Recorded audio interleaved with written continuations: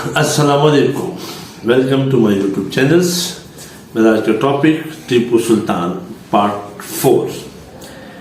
जैसे मैंने पिछले जो है ना उसमें वीडियो में बता चुका हूँ कि जो टीपू सुल्तान था उसने अंग्रेज को पाक जाने का जो मौका दिया था वो टीपू सुल्तान की बहुत बड़ी गलती थी।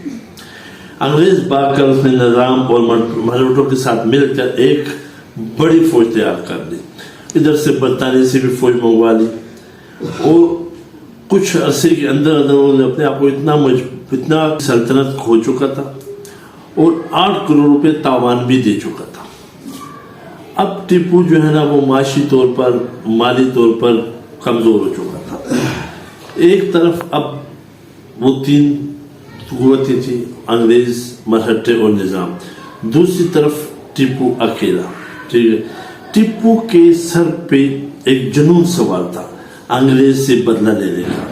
उसने अपने साथ वादा किया था कि जब तक मैं अंग्रेज से बदला ना लूं मैं जमीन पर सोऊंगा, बेड पर नहीं सोऊंगा, फर्श पर सोऊंगा, जमीन पर सोऊंगा, बेड पर। और उसने ऐसा किया, वो आखिरी दम तक जमीन पर ही लेटता था। ठीक है, उसने एक घड़ी भी बनाई। उस घड़ी में उसने एक शेर को अंग्रेज फौजी को गले से दबोचता हुआ जो है ना वो दिखाया और वो उस घड़ी को देखता था कि इस तरीके से मैं अंग्रेज से बदला लूंगा। लेकिन अगर अब इसको देखा जाए तो एक तो उसका उम्र आस्ता आस्ता बढ़ती जा रही थी, दूसरा वो आधी सल्तनत खो चुका था, तीसरा उन दिनों जो जैसे अभी हमारे पाक इंडिया में भी है, जैसे जो पार्टी कमजोर होती जाती है उससे लोग जो है ना पार्टी छोड़ते जाते हैं। इस तरह वो उसमें छोटी छोटी रियासतें बनती और टूटती थी।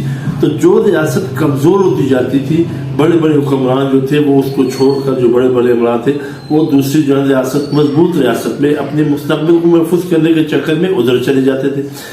तो वो लोग जो ये समझते थे कि टीपू अब नहीं रहा या टीपू कमजोर हो गया, उन्होंने जो है ना अपना बोली बिस्तर उठाया और मजबूत सल्तनत की तरफ चले गए। तो उससे भी टीपू कमजोर हो गए। दूसरा, टीपू की जो औलाद थी उसमें 12 बेटे थे और 5 बेटियां थी। इन बेटों में कोई भी ऐसा उसका नहीं था जो उससे जानशीन बन सके।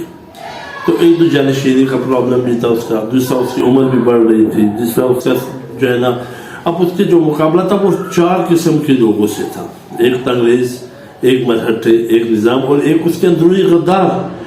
उन गद्दार में उनका जो सबसे काबिल एतमाद वजीर था वो मीर सादक और पीर। ये दोनों ऐसे लोग थे जो बजाय तो टीपू का काम करते थे लेकिन ये अंग्रेजों के साथ मिले हुए थे। तो अब एक तरफ जो है ना वो 4, एक दूसरी तरफ जो है ना टीपू सुल्तान अकेले।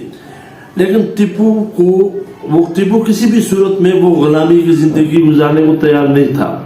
टीपू ने कहा था कि या तो मौत या आजादी। ठीक है, अब इस आखिरी लड़ाई का अंजाम क्या हुआ नेक्स्ट विजिट में पार्ट 5। ठीक है, तो मेरे वीडियो को लाइक करें, शेयर करें, सब्सक्राइब करें ताकि आपको फाइनल जो वीडियो है उसकी नोटिफिकेशन भी आ सके। अपना ख्याल रखिएगा। अल्लाह हाफिज।